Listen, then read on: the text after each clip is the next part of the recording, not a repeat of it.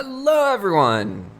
Welcome to Reacting Reddit, where real humans read, react, and respond to stuff on Reddit based on trends and other interesting information.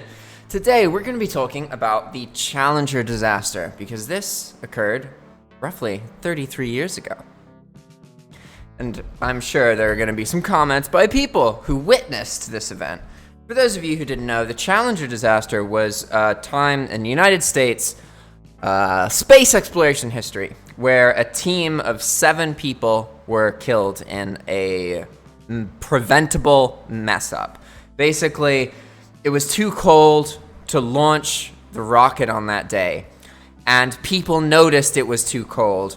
They said that there were problems, but the higher-ups basically didn't care, and there wasn't proper communication. So despite the fact that people in NASA knew that this wasn't a good idea, it still happened, and those 7 people who died didn't need to die. They could have actually just launched the rocket on a different day, and it wouldn't have exploded.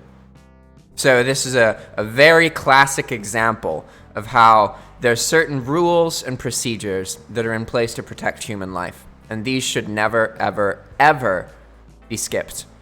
In the Challenger event, they were skipped. And that's ultimately why the disaster happened. It was a preventable disaster, unfortunately. So let's get into it. This was originally by I'm a Man Cheetah, and his original question, or original post, was the Challenger disaster occurred 33 years ago today. Watch this video showing mission control during the tragedy. The accident occurs at 55 seconds. Horrified professionalism. So in the original post, there's a video, and they share that. But I'm just going to be focusing on the replies to that post, right? The iGuy84 says the 5-second pause around 1 minute and 48 seconds when the controller finally says copy after hearing that the vehicle exploded. Yeah, that pause made a lot of people cry. Definitely. Netflix Sans says you can also see his chest heaving up and down while his whole face is stoic. Can't even begin to imagine his thought process. And if you jump to 1 minute and 48 seconds, the channel name shuttlevideo, video popularity 94.89%, video length 11 minutes, jump 5 seconds earlier for context. Downvote me to delete malformed comments. What? I don't know what that comment was about. Karma Commando says, you know what makes this a little more fucked up? That was the RSO, Range Safety Officer, that said that. And he was referring to the fact that he had triggered the self-destruct on the SRBs. Ooh. SRB stands for a solid rocket booster, and when the shuttle exploded, they basically became massive uncontrolled missiles. They used a solid propellant, so there's no way to shut them down once they're lit. They had remotely controlled explosives in them to safely destroy them before they could do anything dangerous, like head towards the land and explode. Okay, I get it. So the original explosion happened, things were separated. At that point, you have like bits of the rocket that are supposed to take it to space, you have the crew compartment, and they're all separated, they're no longer attached to each other. And so the big part of the rocket that's separated, that had fuel in it and stuff, that had to literally be purposefully exploded so that it didn't like go back to Earth.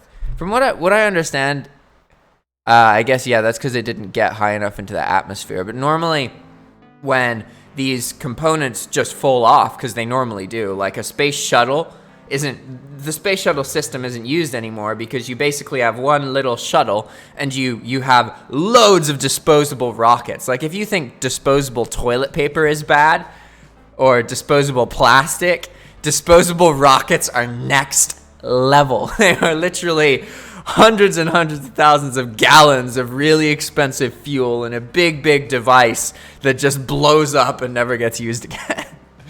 Very, very wasteful. And actually modern rockets like used by SpaceX and stuff, they're actually reusable, so they're getting away from that mentality. John RCC says most spacecrafts have a remotely triggered self-destruct mechanism on board, which detonates the craft if it is out of control and poses a risk of impacting in a built-up area. This mechanism is manually activated by a member of the ground crew. the resultant projectiles will still cause damage, but far less than if an entire rocket booster were to land in the middle of a town. And so you have to have these kind of issues because it's not a problem if the rockets and stuff separate where they're supposed to really high up in the atmosphere, because by the time they come to the ground, they're burned up, they're gone, right? Whereas when you have an accident like the Challenger, the rocket or the explosion happened way before it had gotten that high in the air, right? So now you have a whole new problem where you could actually cause something to fall out of the sky and land on the ground or explode when it lands on the ground. So that's why you have like these remotely self-destruct mechanisms, because in case that goes wrong, then you basically cause it to blow up so that smaller pieces hit the ground instead of really, really big pieces that could cause more issues. Next comment is by Pudding7. It says, same thing with the Columbia disaster. They start to realize there's a problem between 2 minutes and 5 minutes, and then the vehicle breakup is at 15 minutes. So let's refresh on the Columbia disaster real quick. Columbia and Challenger explosions. I feel like the Columbia one wasn't as bad, but looks like it's still pretty bad. Oh, they were both exactly as bad. Huh.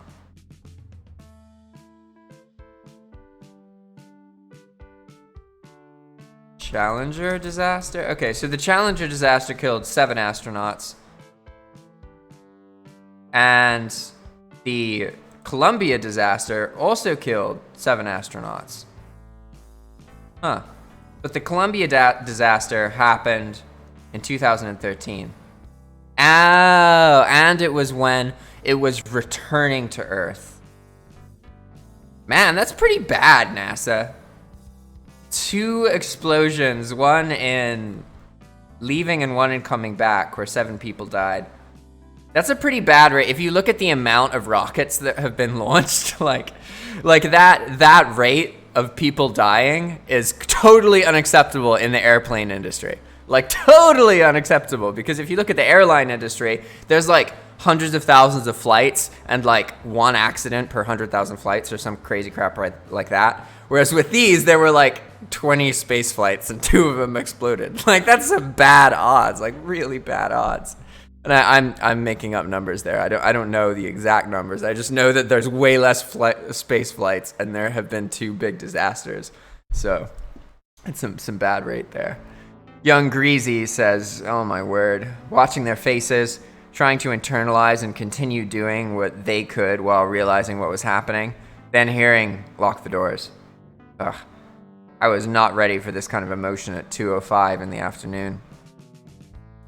Jen Locke says, wow, that brought me some emotion. I'm too young to remember the Challenger, but I remember Dad saying, hey, there's a space shuttle landing today.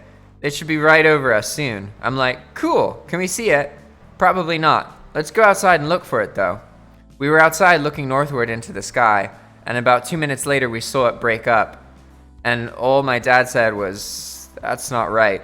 Something's wrong. I'll never forget that. Thanks for sharing. I never knew that this video existed. Oof, deep. Albino Blue Sheep said, oh, he's quoting. When were you expecting tracking? 1 minute ago, flight. Columbia, Houston, UHF Com Check for maybe the 5th time. Silence, also maybe the 5th time. Oof, that was a sobering exchange. Oh, okay. This is an epic comment by Absolute Space Girl. And it says, piggybacking on the top comment for some perspective. I was an Ascent Entry Certified Shuttle Flight Controller.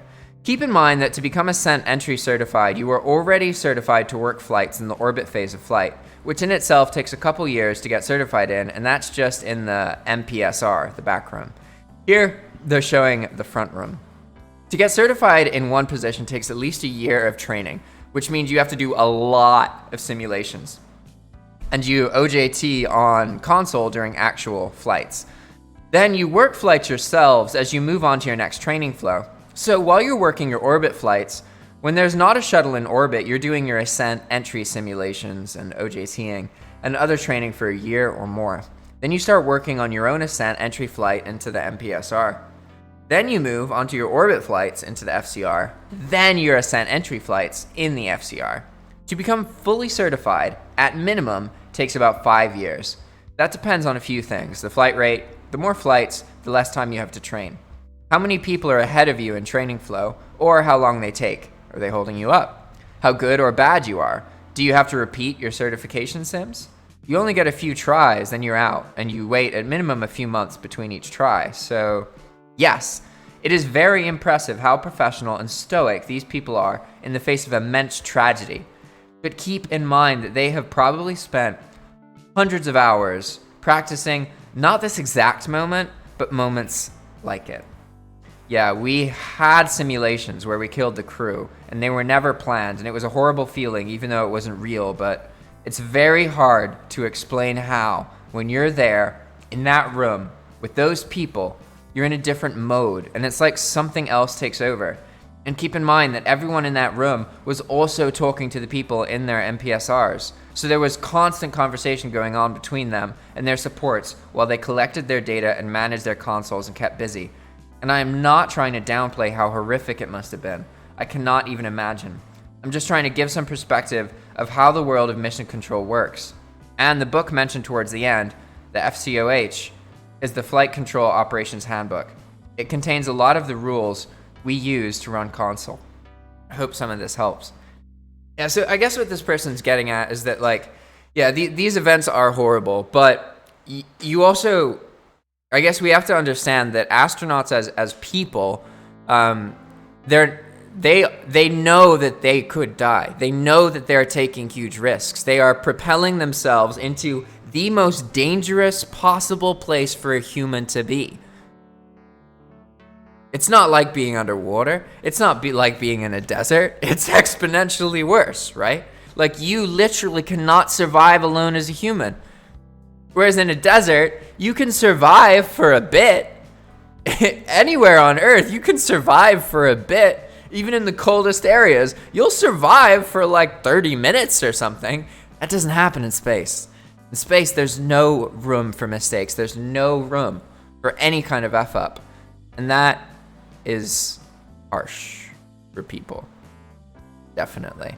But also, they're going to space. Like, they're doing something that's so hard, so impossible, so crazy, that, of course, astronauts dying isn't going to stop people. But it's still quite sad, especially given how much training they go through. And all the training they go through, these astronauts go through, when they couldn't have done anything to prevent the explosion. The astronauts themselves couldn't have done anything. It was up to the engineers and all the mission control people. They're the ones who could have prevented the problems. And I don't think the Columbia thing, I don't know if that one was preventable. That might have been actually an unknown issue that they learned something about from. Whereas the Space Shuttle, the Challenger, that was totally preventable, unfortunately.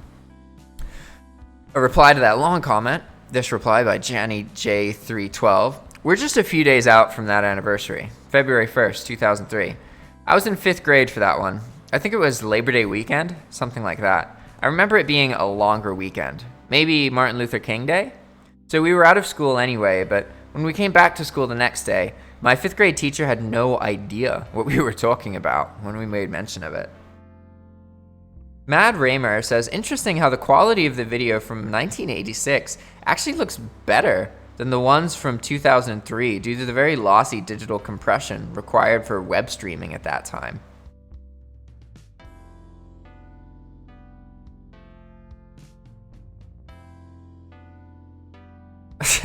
Oh, here's an argument. All right. CERN guy says an example of history repeating itself. And then Stopman, rather accurately, says, not at all. This was caused by entirely different issues. Reply by the Hawk says, it doesn't matter the cause. A shuttle failed under their watch. Each individual feels responsible for the lives on that ship, and may have even been a part of the previous crew for the Challenger. To be involved in something like this, and having lives lost under your watch, whether it's your fault or not, the ground crew of both missions are very much comparable in their reactions. Yeah, okay. Well, let's find something for a moment. Let's look at, why did Columbia explode? Okay.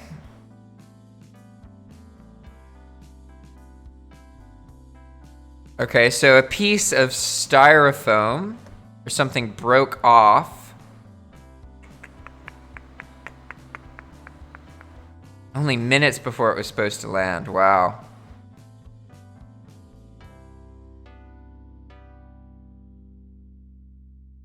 Doesn't seem to have a whole lot of information about that. I'm not going to be able to find this quickly, so we're just going to move on.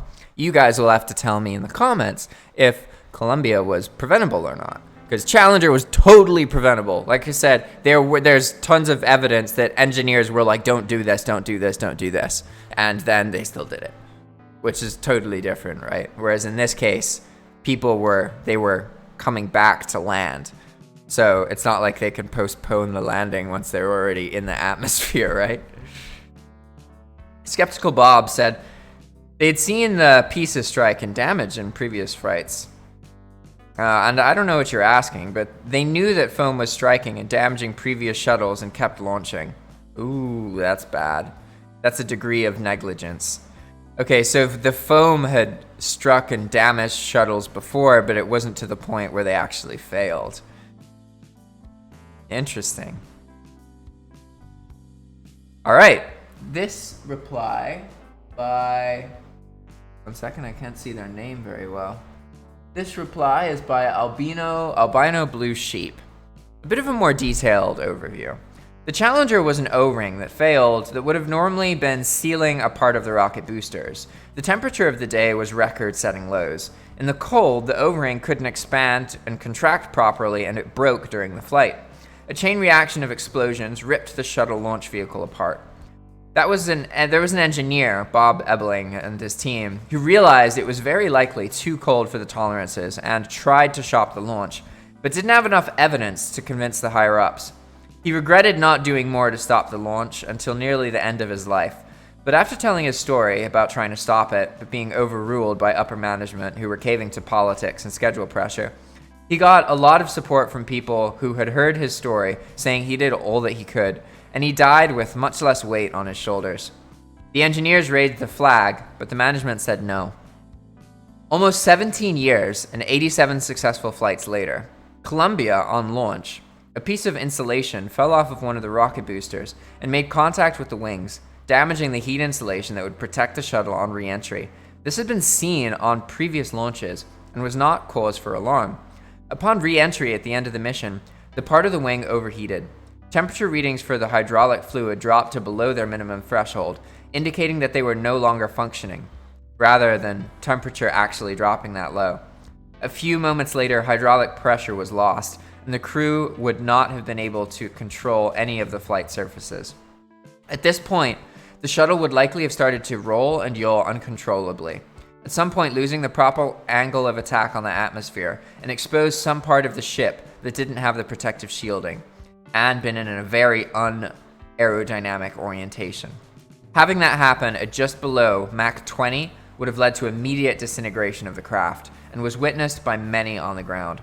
After that launch, the next shuttle to grow up, the Discovery 2 years later, had mandatory backflip, once in space, to let Huston engineers check the underside, and this was done for every mission after. Wow. That's a really good, okay. So it sounds like there was negligence in both cases, but in the second case, with the second explosion, it was less negligent, it appears, because there was something that went wrong, but it was something that had gone wrong multiple times before in the past and never caused any problems, so they weren't as worried about it. Whereas in the first case, there were literally engineers who were like, don't do this. And then because of pressure to launch now and political pressure, they were like, now we got to do this. We got to beat Russia. And yeah, bad. Moving on, Catherine 1973 says, all I remember from that day is the silence that went through the entire school. It was eerily quiet. Echo 333 says, I watched it live from a parking lot of a hotel in Kissimmee, Florida. I was on a high school trip. We couldn't see much from that far away except for the big cloud of the explosion. We weren't sure what happened until we went back inside and the TV was on. Disney World was pretty subdued a few days after.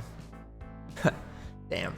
Alright everybody, if you like this kind of content, please comment, like, subscribe, let us know what kind of stuff you're interested in, and I'll make more videos about it. Also, if you want to make these kind of videos, please reach out to us. We are looking for more interested content creators who want to record their screen while they use software to browse topics and react and respond and read stuff and learn together, right? So if you want to get in touch with us, please go to our YouTube channel, go to the About page, do the business inquiry captcha code thing to get our email address, and then say hello because we want to set a Zoom call up with you. All right, thanks for watching. See you next time.